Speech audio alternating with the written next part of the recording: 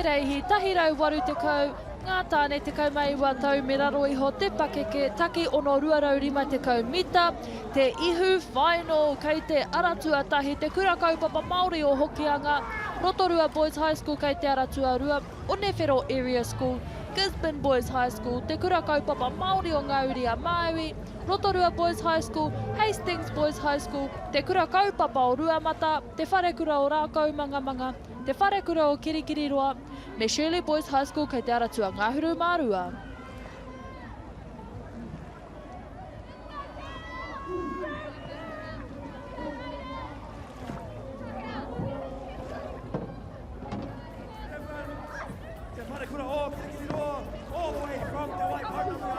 This is the second to last race of the 2026 NZ Secondary Schools Waka Champs e te whānau. Under 19 boys W6 250 metre te ihu final. Whai wāhi ko etahi kura pakari.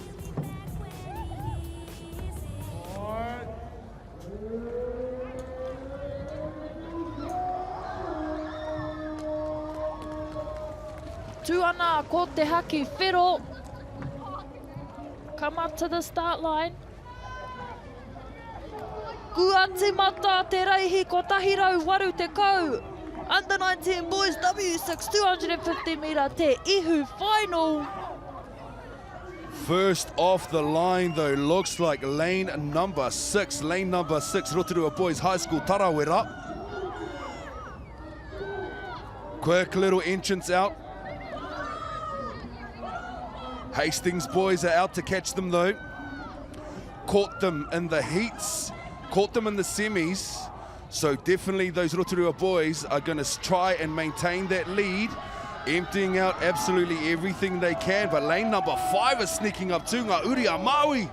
Gisborne boys, Pango, also sneaking up. Can they hold on? Have they left it too late? The boys need to push through the line now to make sure they can get underneath that 1 minute. Wow.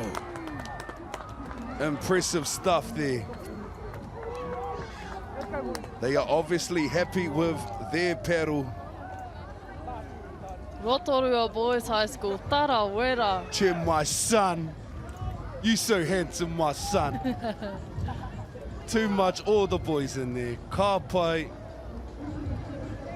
Mihi kauana. Hamiora. Te rito. Tāwhiri. Te Māori. Tipu and Toi. Absolute weapons. Here's the start end of the race though. Beautiful rolling start. Boys out there in 6. Off to quickly establish a quick and boosty advancement in front of the rest of the course. Here's through there as they pass through that halfway mark. Rotorua Boys High School just in front. We had Gisborne, Ngauri a Maui pushing.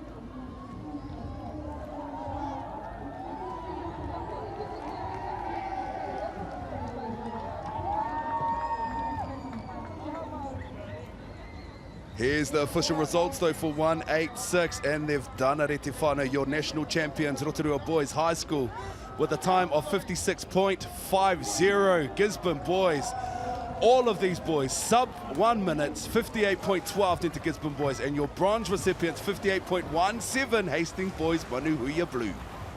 Wicked. They would be ecstatic with that time. Incredible stuff, you fellas. Quadruple back-to-back-to-back national champions, mo tēnei whakareanga.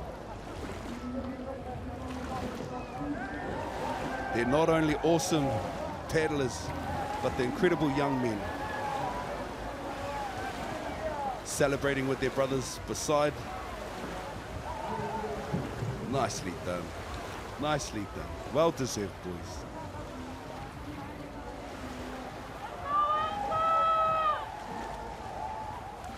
Cheer my baby.